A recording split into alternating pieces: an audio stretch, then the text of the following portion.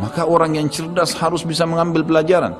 Teman-teman, ulama juga menitikberatkan begini. Setiap azab Allah akan datang yang besar, Allah selalu datangkan azab yang kecil sebagai peringatan.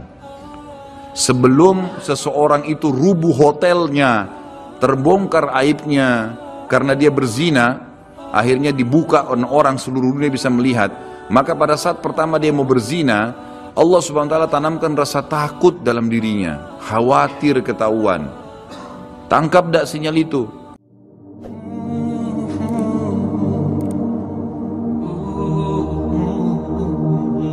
Ulama tafsir yang dimaksud adalah pada saat dicabut ruhnya, dihantam wajah dan bokongnya, kemudian dirasakan rasa panas. Pada saat dimasukkan ke kuburan, dia akan merasakan juga panasnya api sampai dibangkitkan pada hari kiamat. Ini makna tafsir dari ayat.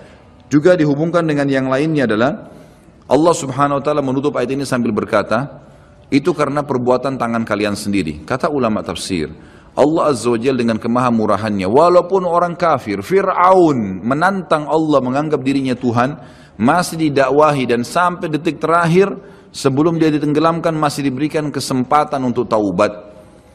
Makanya kata Nabi SAW, wala yahliku illa halik, tidak ada orang yang masuk neraka kecuali orang yang bobrok, karena sampai dia mau meninggal sinyal Allah terus datang untuk taubat. Baik dari lisannya orang lain kah, fenomena yang terjadi kah, ada saja. Maka orang yang cerdas harus bisa mengambil pelajaran. Teman-teman, ulama juga menitikberatkan begini. Setiap azab Allah akan datang yang besar, Allah selalu datangkan azab yang kecil sebagai peringatan.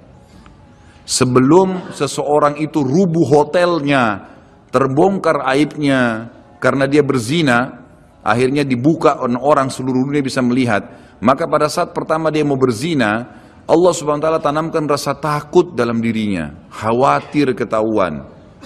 Tangkap tak sinyal itu? Enggak, tetap ngotot jalan. Baik, setelah itu Allah subhanahu wa ta'ala buat pasangannya telepon, ada temannya telepon, gitu kan? Atau pasangan yang sedang dia akan ini juga begitu, tetap juga tidak mau. Maka mungkin digerebek pada saat dia masuk di hotel, kemudian ketahuan, dipublikasikan oleh polisi, masih juga diulangin, maka sekalian Allah rubuhkan tempat itu dengan gempa, kemudian terbongkar lebih besar aibnya. Seperti pernah terjadi di Mesir begitu. Akhirnya rubuh sebuah hotel yang memang selalu dipakai untuk zina, dan banyak sekali, subhanallah, dengan hikmah Allah, orang-orang yang berzina meninggal sementara mereka lagi berzina dan tidak rusak badannya di hotel itu, sementara hotelnya hancur. Allah datangkan azab yang besar setelah datang tahapan-tahapan yang kecil. Harus sadar, Allah juga datangkan keimanan yang sangat besar setelah kita berusaha mendatangi iman-iman yang kecil, gitu kan? Berbuat dulu amal-amal soleh, nanti Allah akan datangkan keimanan. Terus kita jaga, akan datang keimanan yang besar sekalian, yang akhirnya kita sudah betul-betul siap untuk berkorban di jalan Allah subhanahu wa ta'ala. Jadi ini yang dimaksud dengan firman Allah tadi di penutupan ayat Al-Anfal ayat 51, itu adalah perbuatan tangan kalian sendiri. Sampai sebelum meninggal sebenarnya kalian masih bisa selamat dari azab kubur, dari azab akhirat, dari siksaan malaikat dalam mencabut ruh, asal memang kalian dasarnya taubat. Kemudian firman Allah subhanahu wa ta'ala juga di dalam surah Al-An'am ayat 93 sampai 94. A'udzu billahi minasyaitonir rajim, walau tara idz zalimuna fi gamaratil mauti wal malaikatu basitu aydihim akhriju anfusakum al yawma tujzauna adzabal huni bima kuntum taquluna 'alallahi ghairal haqqi wa kuntum an ayatihi tastakbirun. ولقد جئتمونا فرادا كما خلقناكم أول مرة وتركتم ما خولناكم وراء ظهوركم وما نرى معكم شفعاءكم الذين زعمتم أنهم فيكم شركاء لقد تقطع بينكم وضل عنكم ما كنتم تزعمون. Alangkah dahsyatnya sekiranya kalian bisa menyaksikan bagaimana orang-orang zalim. Zalim di sini kata ulama masuk kafir dan fasik. Fasik ini muslim, masih banyak dosanya, tidak sempat taubat. Kalau kalian bisa melihat bagaimana pada saat mereka berada dalam tekanan-tekanan sakaratil maut, proses dicabutnya ruh, sedang para malaikat memukul dengan tangannya sambil berkata, keluarkan nyawa kalian. Di hari itulah kalian akan dibalas dengan siksaan yang menghinakan. Siksaan mulai dari cambukan malaikat, masuk di alam barzakh, kemudian nanti di akhirat. Karena kamu selalu mengatakan terhadap Allah perkataan yang tidak benar, dan karena Maksudnya setiap kali diingatkan ini Allah larang loh, nggak apa-apa, ini Allah perintahkan, ya sudah kamu aja yang kerjain. Selalu berkata yang tidak benar terhadap Allah. Dan juga kamu selalu menyombongkan diri terhadap ayat-ayatnya. Dan sesungguhnya kalian datang pada kami pada saat ini sendirian, sebagaimana kalian kami ciptakan pada mulanya. Dan kalian tinggalkan di belakang kalian di dunia apa yang telah kami karuniakan kepada kalian, rumah, kendaraan, harta dan seterusnya, dan kami tiada melihat beserta kalian pemberi syafaat yang kalian anggap bahwa mereka itu sekutu-sekutu Allah di antara kalian. Mana teman-teman, mana patung yang disembah, mana jimat yang dipakai, mana jin yang sering dipanggil. Kata Allah, tidak ada mereka semuanya. Sungguh telah terputuslah pertalian antara kalian dan telah lenyaplah dari kalian apa yang dahulu kalian anggap sebagai sekutu Allah. Ayat ini menjelaskan kepada kita ada proses kematian dan pindahnya ke alam barzah. Kemudian surah At-Taubah ayat 101 berbunyi, a'udzubillahi minasyaitonirrajim, sanu'adzibuhum marrataini thumma yuradduna ila 'adzabin 'adzim. Nanti mereka akan kami siksa 2 kali, kemudian mereka akan dikembalikan pada azab yang besar. Di sini dimaksud kata ulama tafsir, kami akan berikan mereka azab 2 kali di alam barzah dan di alam akhirat bagi orang-orang yang kafir. Ya. Ini berarti penyebutan ada 2 kali siksa, di alam kubur ada siksa dan juga ada di akhirat nanti. Kemudian surah Ghafir ayat 46, ini cerita Allah SWT sampaikan tentang Fir'aun. Disiksa dulu di alam barzah, baru kemudian dimasukkan ke neraka. Jadi 2 kali juga diazab. A'udzu billahi minasyaitonir rajim. An-naru yu'raduna 'alaiha ghuduwan wa 'ashiyya wa yauma taqumus sa'atu adkhilu ala fir'auna ashaddal 'adzab. Kepada mereka ditampakkan neraka pada pagi dan petang di kuburannya.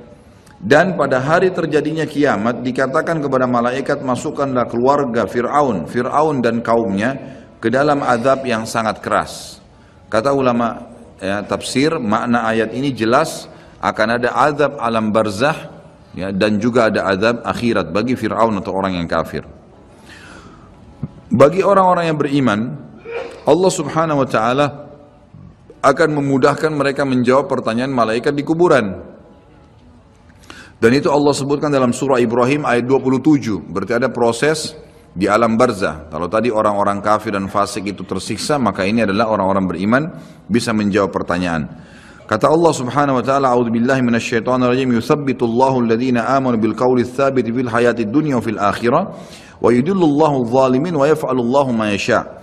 Allah meneguhkan iman orang-orang yang beriman dengan ucapan yang teguh di dalam kehidupan dunia dan di akhirat. Kata ulama tafsir, kehidupan dunia adalah orang-orang beriman kalau pelajari agamanya, setiap kali ditanya kenapa kamu sholat, kenapa kamu puasa, kenapa kamu jujur, kenapa kamu begini, maka dia bisa menjawabnya di dunia dan di akhirat. Kata ulama tafsir, akhirat adalah pertanyaan malaikat di kuburan dan juga nanti pada saat ditimbangan amal hari kiamat. Dan Allah menyesatkan orang-orang zalim dan berbuat apa yang dia kehendaki. Maksudnya orang-orang zalim tidak bisa menjawab pertanyaan malaikat di dalam kuburan. Ini semua ayat-ayat Al-Quran yang menjelaskan tentang adanya azab atau alam barzah, ada azab dan ada nikmatnya. Kita dengarkan hadis Nabi SAW. Poin kedua dalam kitab kita ini adalah informasi Rasulullah SAW mengenai hal itu.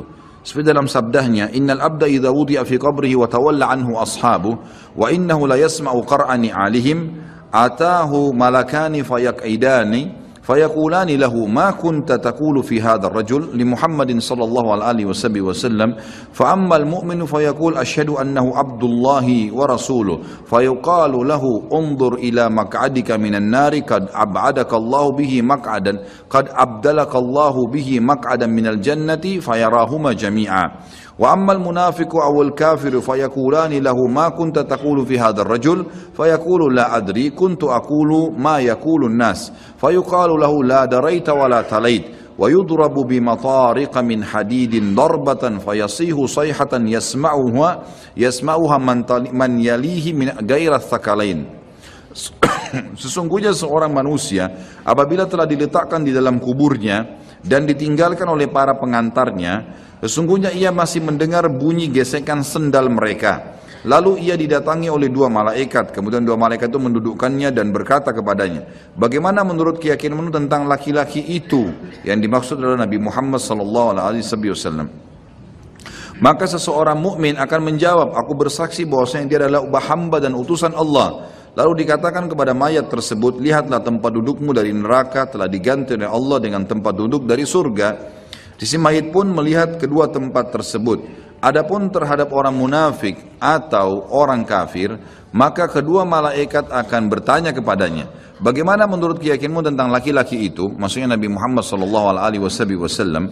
Maka ia akan menjawab, aku tidak tahu. Aku mengikuti apa yang diyakini banyak orang. Lalu dikatakan kepadanya, kamu tidak tahu dan juga tidak mengikutinya. Sambil dipukul satu kali dengan palu yang terbuat dari besi, sehingga ia berteriak keras dan dapat didengar oleh semua makhluk kecuali jin dan manusia. Hadis ini riwayat Imam Bukhari.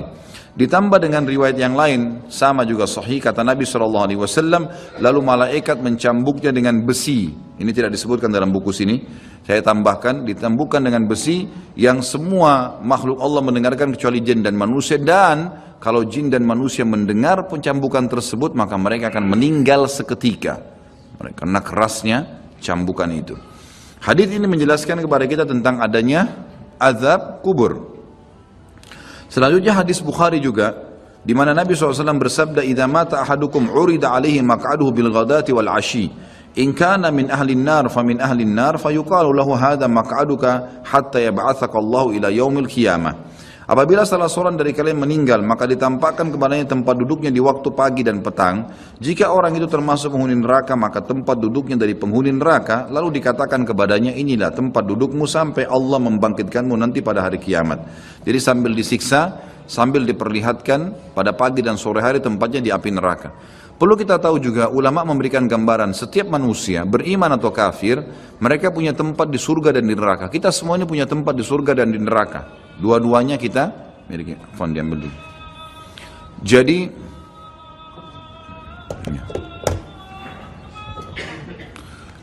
Jadi kita semua ini punya tempat di surga dan di neraka.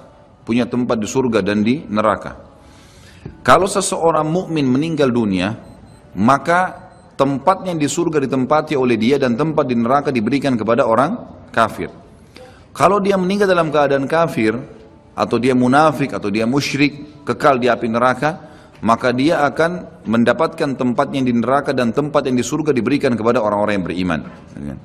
Karena hadis ini menjelaskan kepada kita, tempatnya diberikan yang di neraka misalnya, tempatnya diberikan yang di surga, gitu kan, diberikan, maka diberikan kepada dia tempat yang layak dia dapatkan. Kalau dia beriman tapi masih punya dosa, layak masuk neraka dulu, maka dia akan tempati tempatnya di neraka. Setelah dosanya bersih baru dia masuk ke dalam surganya.